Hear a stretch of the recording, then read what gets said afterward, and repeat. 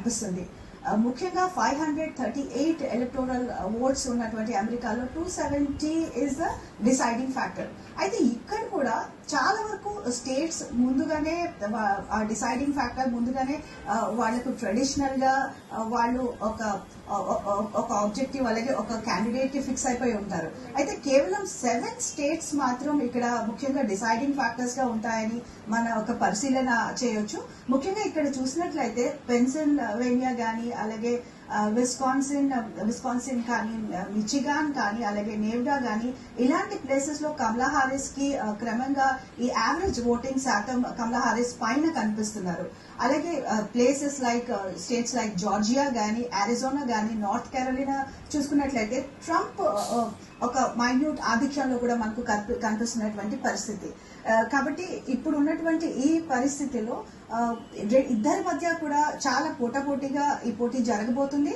అలాగే ఎవరు విన్ అయినా కూడా ఆ ఓటింగ్ ఆ పర్సెంటేజ్ అనేది చాలా మైన్యూట్ గా ఉంటుందని మనం ఇక్కడ ఒక పరిశీలన అయితే చేయొచ్చు. కాబట్టి ఏదైనా కూడా రాబోయే 1 month లో ఈ పోటీ మరింత ఇద్దరి మధ్య మరింత ఎక్కువగా కనిపిస్తుంది. అలాగే విన్నింగ్ ఫ్యాక్టర్ డిసైడింగ్ ఫ్యాక్టర్ కూడా చాలా మైన్యూట్ గా ఉంటుందని మనం ఇక్కడ ఒక పరిశీలన చేయొచ్చు. మోహన్ గారు, సాధారణ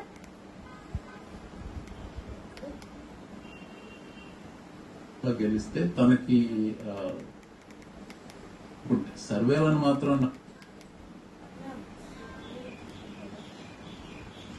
ఇక్కడ ముందుగా మనం చూస్తున్నట్లయితే కొన్ని అంశాలు మాత్రం అమెరికన్ ప్రజల ఓటింగ్ పై తీవ్రమైన ప్రభావం చూపిస్తాయి. దాంట్లో మనం ముందుగా చెప్పుకోవాల్సింది అమెరికన్ ఇన్ఫ్లేషన్. సో ఇన్ఫ్లేషన్ ఒకటి నంబర్ 1 ఫ్యాక్టర్ కానుంది. ముఖ్యంగా ఇప్పటికే 8.3% ఇన్ఫ్లేషన్ తో అలాగే పెరిగిన నిత్యావసర ధరలు కూడా ఒక మొదటి డిసైడింగ్ ఫ్యాక్టర్ కానున్నాయి. దీంతో పాటుగా మరొక మోస్ట్ డిబేటబుల్ కాన్సెప్ట్ అయితే ఇమిగ్రేషన్. సో ఈ ఇమిగ్రేషన్ ఒకటి ఖచ్చితంగా ఒక ఓటర్స్ లో ఒక డిసైడింగ్ ఫ్యాక్టర్ కాబోతుంది.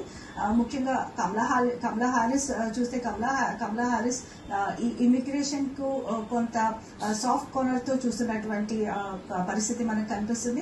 ముఖ్యంగా కమలా హారిస్ ఈ ఇమిగ్రేషన్ విషయంలో అయితే ఆ రూట్స్ ఆఫ్ ద ప్రాబ్లం లోకి వెళ్లి అక్కడి నుంచి చూడాలి అని ఒక తన డిబేట్ లో కూడా తను చెప్పినటువంటి పరిస్థితి. అలాగే ట్రంప్ కూడా తన విధానాన్ని ఇమిగ్రేషన్ పైన ప్రకటించారు. అలాంగ్ విత్ ఇమిగ్రేషన్ ఇక్కడ జాబ్స్ కూడా మరొక డిసైడింగ్ ఫ్యాక్టర్ కానున్నాయి. ముఖ్యంగా అమెరికాలో పెరిగిపోతున్నటువంటి అన్ఎంప్లాయ్మెంట్ కూడా one of the deciding factor. కాబట్టి ఇద్దరు కూడా ఇటు కమలా హారిస్ కానీ అలాగే ట్రంప్ కూడా వాళ్ళ డిబేట్స్ లో ముఖ్యంగా ఈ మ్యానుఫ్యాక్చరింగ్ సెక్టర్ కి బూస్ట్ ఇస్తాము, ఈ మ్యానుఫ్యాక్చరింగ్ బూస్ట్ ఇవ్వడంతో number of jobs more create అయ్యే పరిస్థితి ఉంటుందని ఇద్దరు కూడా తమ డిబేట్స్ లోని చెప్పడం జరిగింది. కాబట్టి జాబ్స్ కూడా 1 more డిసైడింగ్ ఫ్యాక్టర్ కాబోతున్నాయి అని మనం ఇక్కడ ఒక పరిశీలన చేయొచ్చు. దీంతో పాటు అలాంగ్ విత్ దిస్ అబార్షన్ కూడా ఒక one of the most crucial factor and most discuss factor ఇప్పుడు యునైటెడ్ స్టేట్స్ ఆఫ్ అమెరికాలో. సో ముందు నుంచి కూడా కమలా హారిస్ ఈ అబార్షన్ పై అలాగే ఈ రీప్రొడక్టివ్ రైట్స్ పై చాలా ఫర్మ్ గా ఉన్నారు.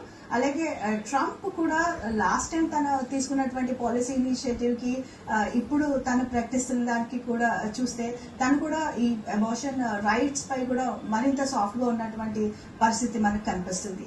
దీంతో పాటు క్లైమేట్ చేంజ్ అన్న అంశం కూడా ప్రభావితం చేయబోతుంది అమెరికన్ ఓటర్స్ కు. సో కమలా హారిస్ మోర్ ప్రోగా ఉన్నారు ఈ క్లైమేట్ చేంజ్ పాలసీ విధానంపై, వేరస్ ట్రంప్ తను ముఖ్యంగా ఈ గ్రోత్ కానీ ఎకానమీ కానీ తన సపోర్ట్ ఇస్తున్నటువంటి మాటలు బట్టి మనకు తెలుస్తుంది. So along with all these factors మరొక ముఖ్యమైన అంశం civil rights. So civil rights కూడా ఒక one of the deciding factors voters ని తమ నెక్స్ట్ ప్రెసిడెంట్ ని ఎలెక్ట్ చేయడానికి. సో ఈ ఫ్యాక్టర్స్ అన్ని కూడా ముఖ్యంగా ఈ అమెరికన్ ఓటర్స్ వాళ్ళ డిసైడింగ్ ఓటింగ్ పైన ప్రభావం చూపిస్తాయని మనం ఇక్కడ ఒకసారి చెప్పుకోవచ్చు. మోహన్ గారు,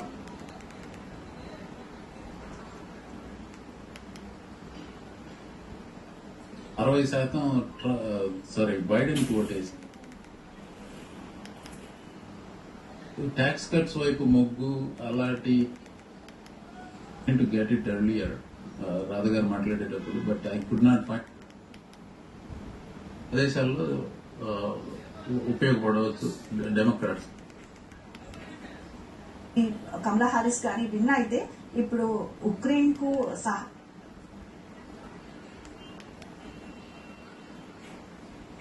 ఈ డెమోక్రాట్స్ బిలీవ్ చేసేది ఈ progressive kind of taxation. So along with income tax కూడా పెరుగుతూ వెళ్లే విధానాన్ని డెమోక్రాట్స్ బిలీవ్ చేస్తే, అలాగే ఇటు రిపబ్లికన్స్ కనుక మనం ఒక ఆలోచన చేస్తే వాళ్ళు కంప్లీట్ గా ఈ టాక్సేషన్ స్ట్రక్చర్ చాలా తక్కువగా ఉండాలి, అలాగే ప్రోగ్రెసివ్ టాక్సేషన్ పైన వాళ్ళకి ఉన్నటువంటి బిలీఫ్ లేదు.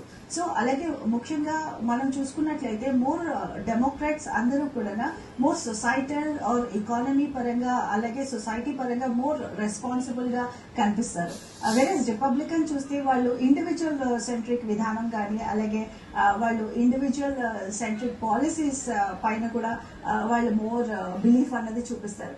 అలాగే క్లైమాటిక్ చేంజ్ ఆర్ క్లైమేట్ అంశంలో కూడా చూసుకున్నట్లయితే Democrats more pro climate policies తో ముందుకు వెళ్లే పరిస్థితి మనకు కనిపిస్తుంది. అలాగే రిపబ్లికన్స్ చూస్తే వాళ్ళకు గ్రోత్ బిఫోర్ క్లైమేట్ అనే ఆన్సర్తో వాళ్ళు ముందుకు వెళ్లే విధానం కనిపిస్తుంది. అయితే ఇప్పుడు ఉన్నటువంటి పరిస్థితుల్లో కూడా సేమ్ ఈ డెమోక్రాట్స్ కానీ అటు రిపబ్లికన్స్ కానీ ఇదే విధానం ఇటు మనం ట్రంప్ కనుక విన్ అయితే ట్రంప్ ఆల్రెడీ తను ప్రకటించాడు, తను ఒకవేళ ప్రెసిడెంట్ రష్యా ఉక్రెయిన్ అలాగే ఇప్పుడు ఇజ్రాయెల్ ఇరాన్ వార్ ఇష్యూ ఒకవేళ కమలా హారిస్ కానీ ప్రెసిడెన్షియల్ క్యాండిడేట్ గా ఎలెక్ట్ అయితే జో బైడెన్ కొనసాగిస్తున్న విధానమే కొనసాగించడానికి ఆస్కారం కూడా ఉంది. ముఖ్యంగా ఈ